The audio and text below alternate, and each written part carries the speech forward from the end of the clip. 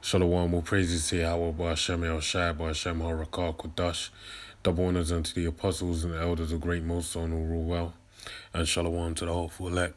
It's a biblical commentary on the book of John, the 11th chapter, and it reads, Now a certain man was sick named Lazarus of Bethany, the town of Mary, and her sister Martha. Okay? And the name Lazarus, elder apostle Ramla brought it out in his OOD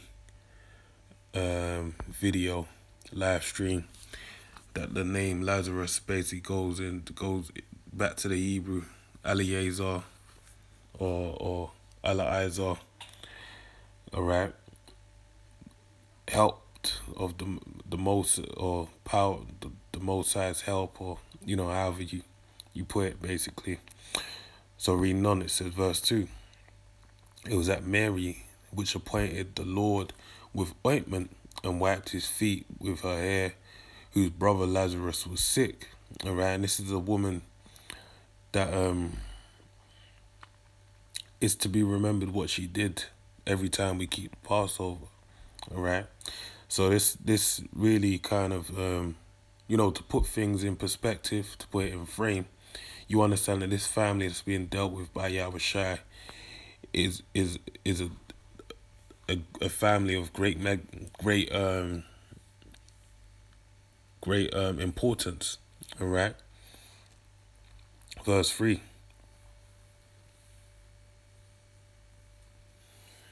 Therefore his sisters sent unto him, saying, Lord, behold, he whom thou lovest is sick. When Yahushua heard that, he said, This sickness is not unto death, but for the glory of the Most High, that the Son of the Most High might be glorified thereby. All right. So this sickness, Lazarus ain't actually gonna die, as in, pass over to the spirit realm and be there until his next reincarnation or regeneration. He's actually gonna be healed from this. That's why the Lord said it's not to death. Now Yahushua loved Martha,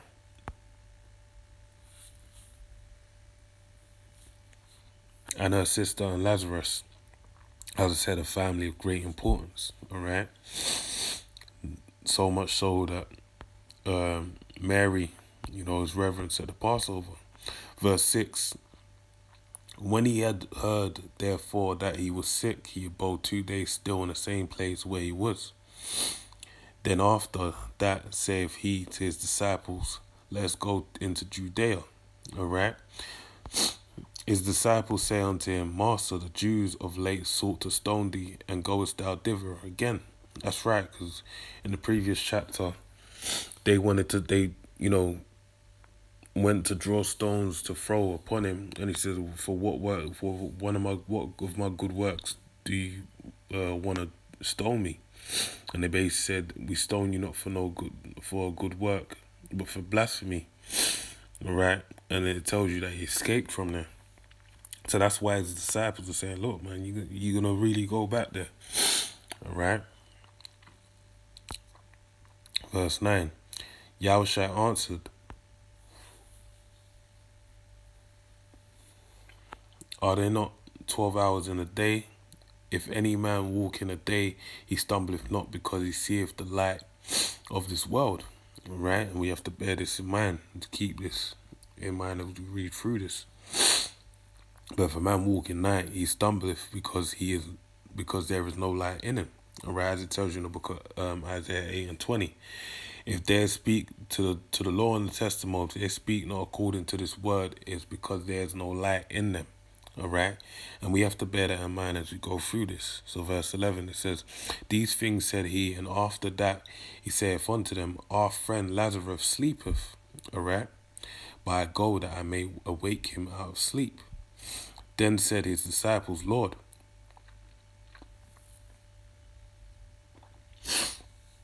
if he sleep, he shall do well. Howbeit Yahushua spake of his death, but they thought that he had spoken of taking of rest in sleep. Bloody hell. Excuse me. Um, verse 14. Then said Yahushua unto them plainly, Lazarus is dead. Alright? So that's you had to, make it plain upon tables for them. But ultimately what he was saying was, even though he is dead, he's gonna be risen up again. So it says verse 15, and I am glad for your sakes that I was not there, to the intent you may believe, nevertheless let us go unto him.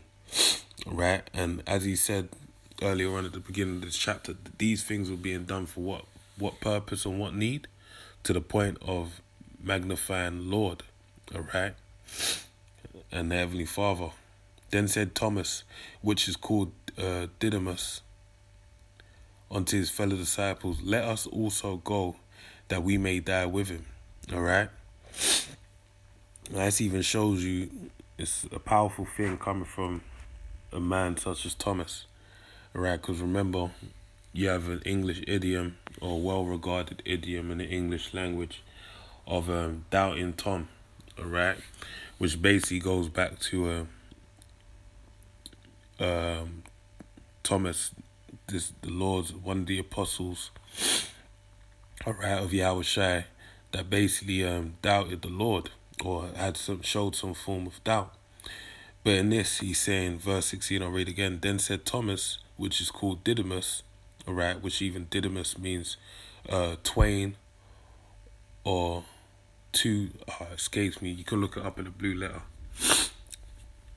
But it says, unto his, which even kind of actually does, the Spirit just hit me in the head, twain.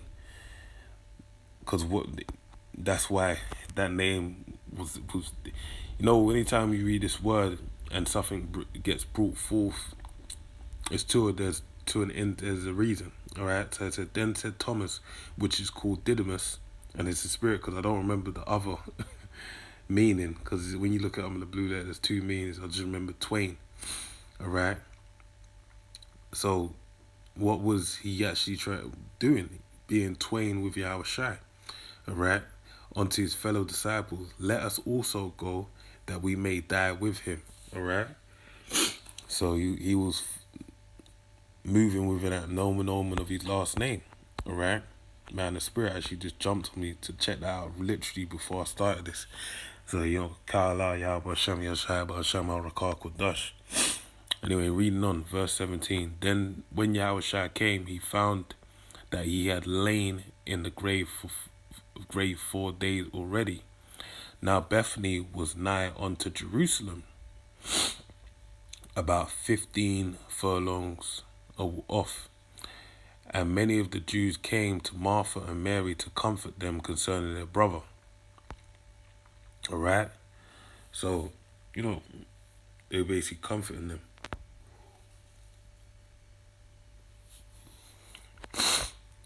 Then Martha, as soon as she heard that Yahushua was coming, went and met him, but Mary sat still in the house. Then said Martha unto Yahushua, Lord, if thou hadst been there, my brother had not died. But I know that even now, whatsoever thou wilt ask of the Most High will give it thee. That's right. So she had a great level of faith. She understood, look, if you were there, this wouldn't even happen because of the power you have. But even that you wasn't there, I know that you can make anything happen, alright, that you ask of the Father.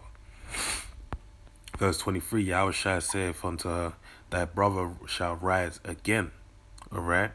Verse 24, Martha saith unto him, I know that he will rise again in the resurrection at the last day, alright.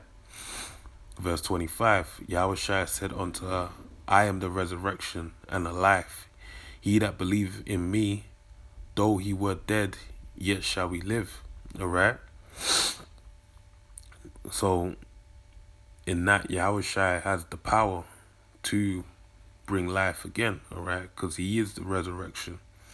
That's why it says, he that believeth in me, though he were dead, yet shall he live. So, the only way that power can be manifested is by the faith within Yahushua, alright? That's basically faith is the plug, or should I say the not the plug, the power supply basically, that once you tap into that, everything starts moving. All right, and that's where, let's read on. So it says, verse 26, and whosoever liveth and believeth in me shall never die. Believest thou this? All right. So if you believe in Yahweh Shai, basically you're gonna be brought into immortality, which goes into the resurrection in the days of in the last days. All right, and that's why. So he asked, "Do you believe?" She saith unto him, Yea, Lord, I believe that thou art the anointed Hamashiach, the Son of the Most High Yahweh, which should come into the world. All right, so she was faithful in that.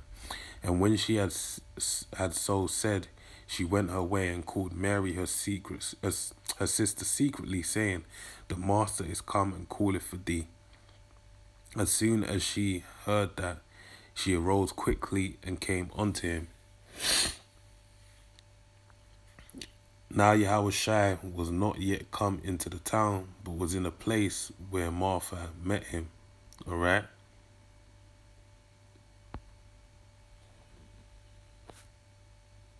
So let me read that again, verse 30. Now Yahweh Shai was not yet come into the town, but was in a place where Martha met him.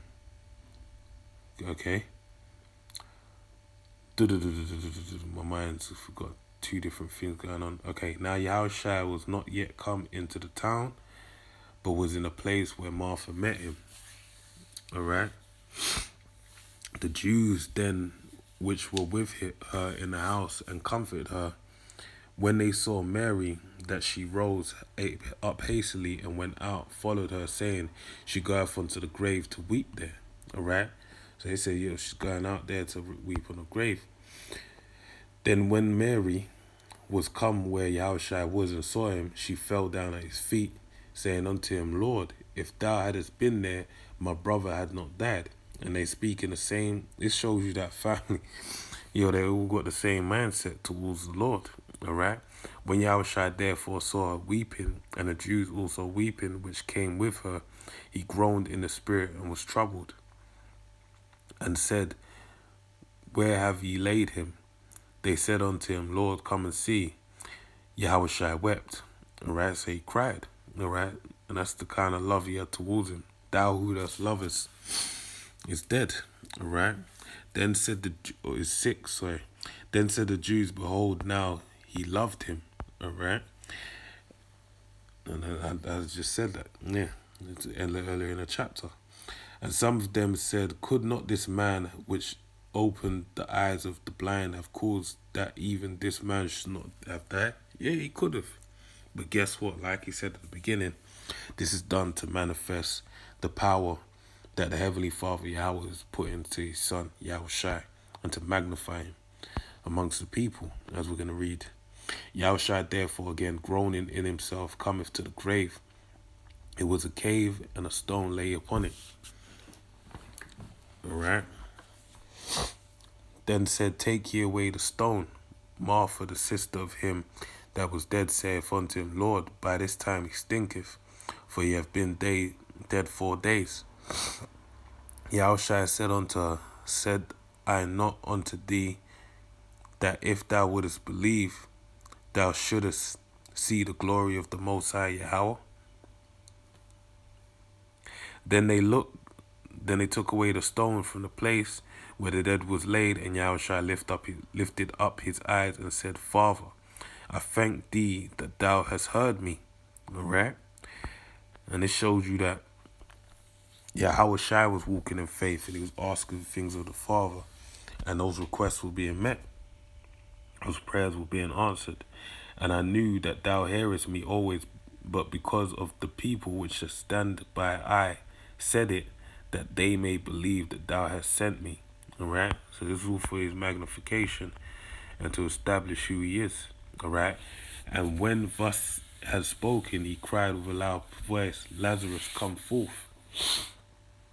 And he that was dead came forth, bound hand and foot with grave clothes, and his face was bound about with a napkin. Yahushua saith unto them, Loose him and let him go. All right? Then many of the Jews which came to Mary had seen the things which Yahushua did, believed on him. Alright? So that's the reason why it was done. For many to be converted and healed. Alright? But some of them went their ways to the Pharisees and told them what things Yahushua had done. Then gathered the chief priests and the Pharisees a council and said, What do we? For this man doth many miracles. If we let him thus alone, all men will believe on him, and the Romans shall come and take away both our place and nation. And this is the same thing that happened back in the time of Maccabees. Lou Fellows, that basically, said, like, since we have left from the heathen, we've been on hard times, more or less. And they said, let's make a covenant with them. All right? And that's how they looked at it. And this shows you why, Yahushua said it in John 8, I believe, ye are of your father, the devil. He was a murderer from the beginning, and the lust of your father will you do. Lucy paraphrasing, all right? That's why he said it, because instead for them to say, the Lord's here, he has all this power, man, he could take down the Romans. They didn't want that. They liked what they had going, all right? They liked their pockets were getting lined, all right? And the little freedom they had. Verse 49, and one of them named Caiaphas, being the high priest that same year, said unto them, Ye know nothing at all, nor consider that this is expedient for us, that one man should die for the people, and the whole nation perish not. Alright? So this was actually, he understood it's expedient that this happened. Alright? And this spake he not of himself, but being high priest that year, he prophesied that Yahushua should die for that nation. Not for that nation only, but that also he should gather together in one the children of the Most High that were scattered abroad. Alright? Then from that day forth, they took counsel together for to put him to death. Alright? But see? But this was all prophecy being fulfilled. Alright? Yahushua therefore walked no more openly among the Jews, but went thence unto a country near to the wilderness, into a city called Ephraim, and there continued with his disciples. And the Jews' Passover was nigh at hand, and many went out of the country up to Jerusalem before the Passover to purify themselves. So you had those that, basically showed some form of, greater level of diligence to basically, or, they however you want to word it, but they basically said they're going to go down to Jerusalem before the Passover and go through whatever form of purification process they'll go through in preparation of the Passover. Then sought they for Yahushua, and spake among themselves as they stood in the temple, What think ye, that he will not come to the feast? Now both the chief priests and the Pharisees had given a commandment that if any man knew where he were, he should shew it, that they might take him. So with that, I pray you're edified. To the next one, I say shalom.